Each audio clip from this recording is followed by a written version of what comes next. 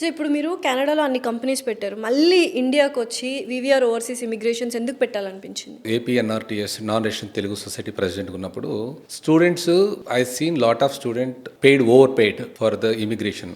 ఒక ఇమిగ్రేషన్ తీసుకుని ఒక స్టూడెంట్ ఆఫర్ లెటర్ తెచ్చుకొని యూనివర్సిటీలో జాయిన్ కావడానికి వాళ్ళు చెప్పే మాటలు వాళ్ళతో బ్లఫ్ చేసి పంపించారు చాలా జన students. I use to hear lot of complaints. ఏదైనా ఇమిగ్రేషన్ రిలేటెడ్ ఏదైనా ఇష్యూస్ ఉన్నాయి, నా ఫ్రెండ్ ఉండేవాడు, సో అస్లాం అని ఉండే ఆ ఫ్రెండ్కి అన్ని నేను ఊరికి పంపించామని, so take care of these guys.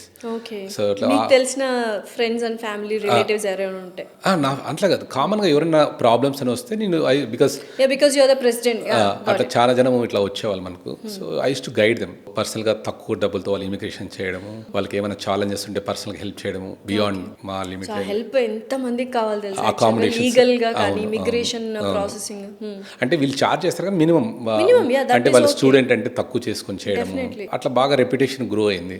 నాకు నేను రెఫర్ చేస్తుంటా కదా, ఆ ఫ్రెండ్ ఏమనంటే అన్న you are referring me lot of candidates and we are serving, why can't we start together అనే ఇమిగ్రేషన్ కంపెనీ ఇన్ ఇండియా అన్నాడు అనమాట.